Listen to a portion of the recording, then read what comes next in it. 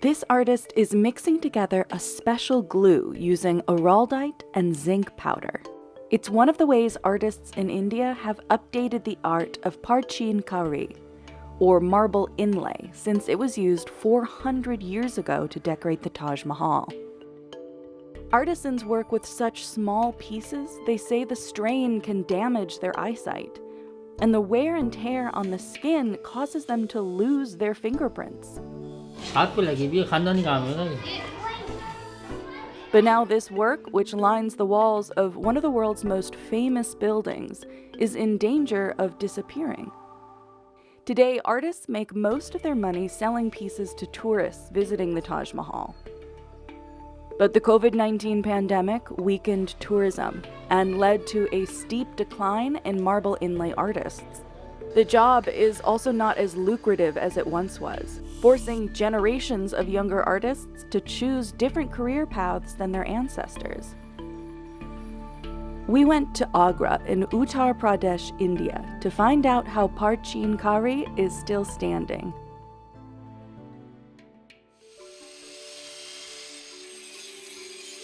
Arif Ahmed is a direct descendant of artisans who decorated the Taj Mahal. His family is one of only a few left carrying on the marble inlay tradition in India. बहुतों ने छोड़ दिया, ये मैं समझता हूँ कि 50% लोगों ने छोड़ दिया होगा. And that number could be even higher. According to some estimates, the number of marble inlay artisans in Agra has declined by up to 70% over the last 2 decades. For Arif, this work is a source of pride, and its disappearance would be devastating. He started learning the art of Parchin kari from his father when he was just about 10 years old. पच्चीकारी का मेहनत का तो बहुत काम है, मगर क्या है कि लोगों को उस हिसाब से पैसे नहीं. His father, Hafiz Ahmed Khan, was granted the esteemed title of Shilp Guru by the Indian government and has won national awards for his marble work. उनसे बढ़िया कोई पॉपी फ्लावर बनाया नहीं आज तक. Today, Arif is using many of the same tools, methods, and materials that his ancestors did. Starting with high-quality marble sourced from Makrana, a small city near Jaipur, Rajasthan. It's durable, water-resistant, and has few impurities. It's also high in calcium, which gives it its pure white color. Varun Bansai has been working with Arif for about 15 years. He learned the marble craft from his father and grandfather. This same kind of marble was used to build the walls of the Taj Mahal. Varun and his team quarry raw slabs of marble and cut them using circular saws to separate the clean, usable chunks. Water helps cool the blade and reduce dust while they work.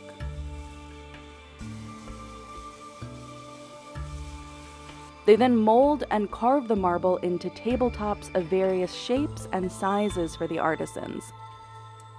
Finally, they deliver the finished marble to showrooms and to artisans like Arif. Today, Arif's team is designing an elephant sculpture made from Makrana marble, a popular souvenir among tourists visiting the Taj Mahal. Designers first cover the marble in brightly colored water-based acrylic paint, so the patterns they draw stand out better against the white marble. They draw freehand designs directly onto the painted marble with a pencil. The designs can be quite complex, like this one with thousands of flower petals, leaves, and thin vines. The patterns are often inspired by the inlay on the Taj Mahal, which looms over the city of Agra. The Taj Mahal was built between 1631 and 1648 under Mughal Emperor Shah Jahan. The marble was carried in using elephants from Jaipur. To decorate the walls, trained inlay workers were brought in from Persia. A debunked legend held that the Shah forced the artisans to have their hands cut off after they were finished, so they couldn't replicate the beauty of the Taj Mahal anywhere else. Even though no one really lost their hands, Arif says Shah Jahan made sure the secrets of the art were protected in other ways.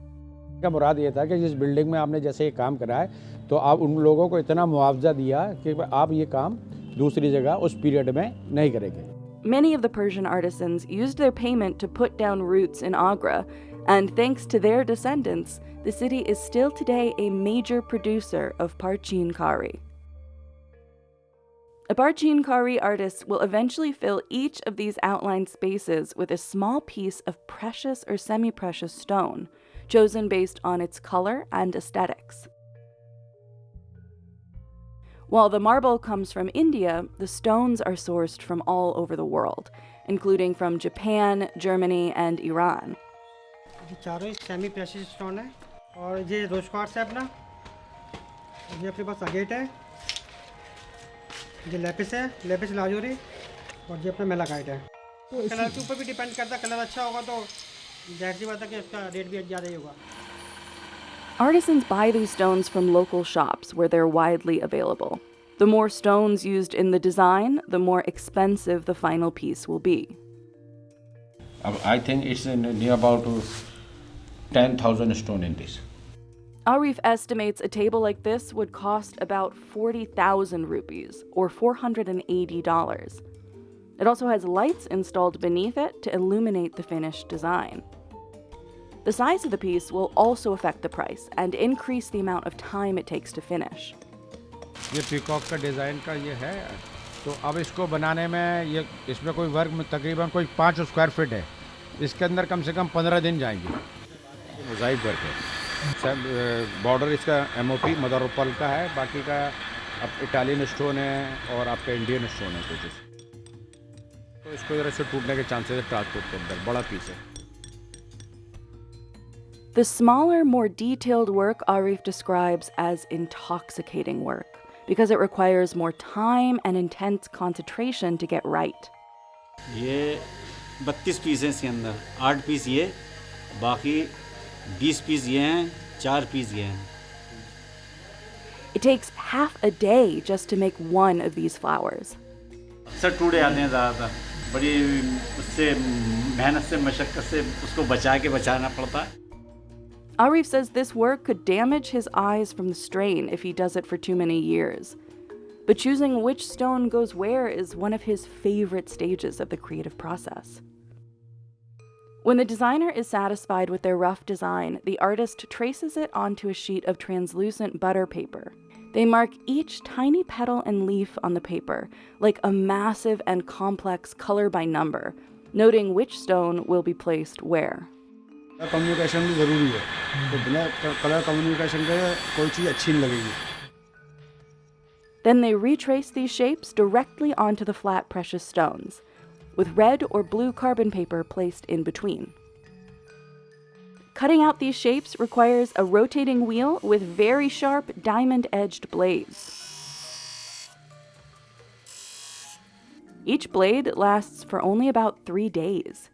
Depending on the hardness of the stone, they could wear out even faster. जितने थोड़ा थोड़ा देखना, करीब 2 mm का है, करीब 2-3 mm का. ये डायमंड है बस. ये ख़त्म हो जाएगा, यहाँ तक हो जाएगा ख़त्म.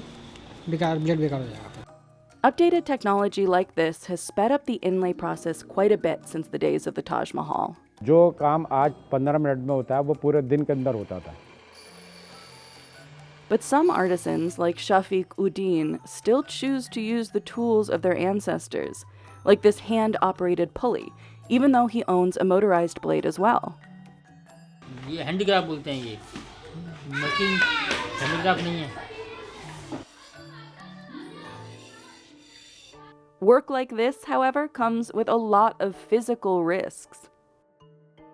The cutters use their bare hands and must get dangerously close to the blade to make sure they get an accurate shape. It can also cause a lot of wear and tear on their skin, even eroding their fingerprints permanently.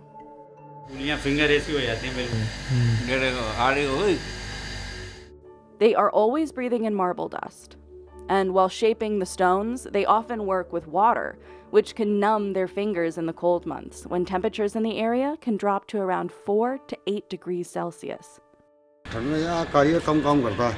मतलब जो 10-12 घंटे काम कर ले, वो 6-7 घंटे काम कर पाता है.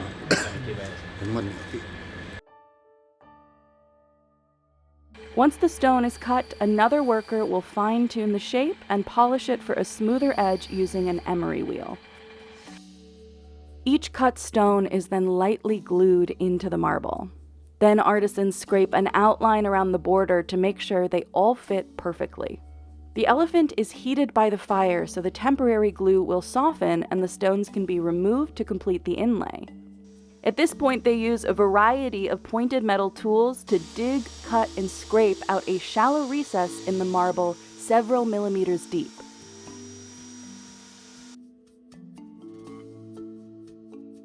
To attach the stones to the marble, the Taj Mahal workers were said to have used a special glue consisting of sugarcane, beeswax, honey, lemon juice, marble dust, and lentils. This type of glue needed to be used right away and would expire quickly. Today, however, there are many synthetic alternatives that last longer and are easier to make. They mix an adhesive called araldite with zinc powder and acrylic paint to create a paste. This will harden while the marble is being prepared. When ready for use, they heat the hardened glue with a hot coal so it's malleable and fill the entire gap in the marble. The stones are pressed one by one into the glue in the originally designed inlay pattern. Once the glue dries, they then use different types of sandpaper and polish pads to bring out the shine and smooth the surface. As they work, the pink dye is wiped away, leaving only white marble and brightly colored stonework.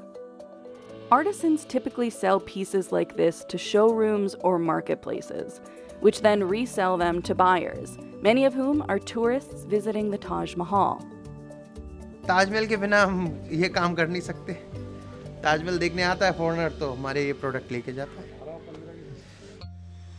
The COVID-19 pandemic brought tourism to a halt, which led to a downturn in the marble inlay business.